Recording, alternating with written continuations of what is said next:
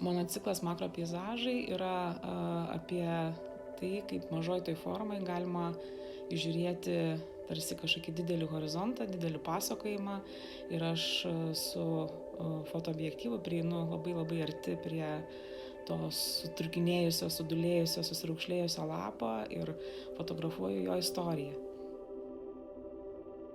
Labai mėgstu rudens metą, kai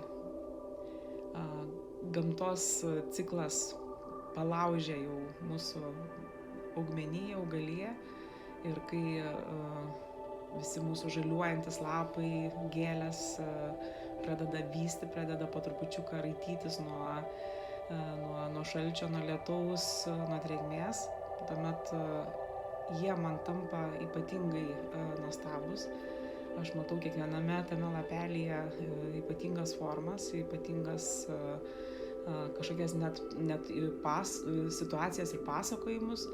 Ir tuomet išlaukusi tam tikro apšvietimo, aš keliauju į tiesiog artimiausią savo aplinką, į savo kiemą ir vaikštau aplink tuos lapus, žiūrėdama jų susiraičiusias, besitransformuojančias formas.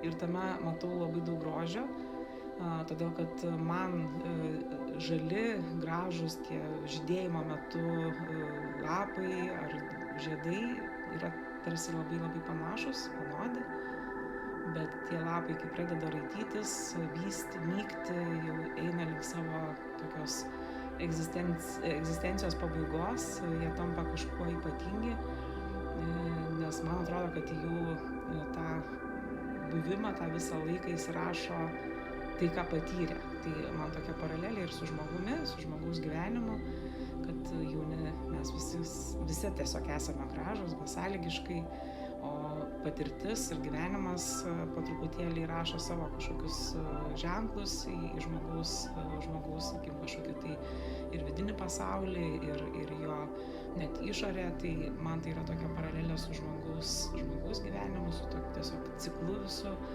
Ir tam tikras tiesiog supratimas, kad be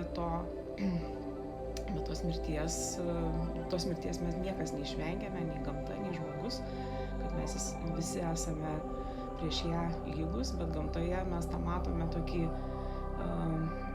atsinaujinimą, kad tas sunykęs, suiręs lapas, jisai pasėja galimybę naujai gyvybei ir taip tas ciklas už tai ir vystosi, už tai jisai yra toks neišvengiamas ir dėl to jisai užtikrina mūsų gyvavimą.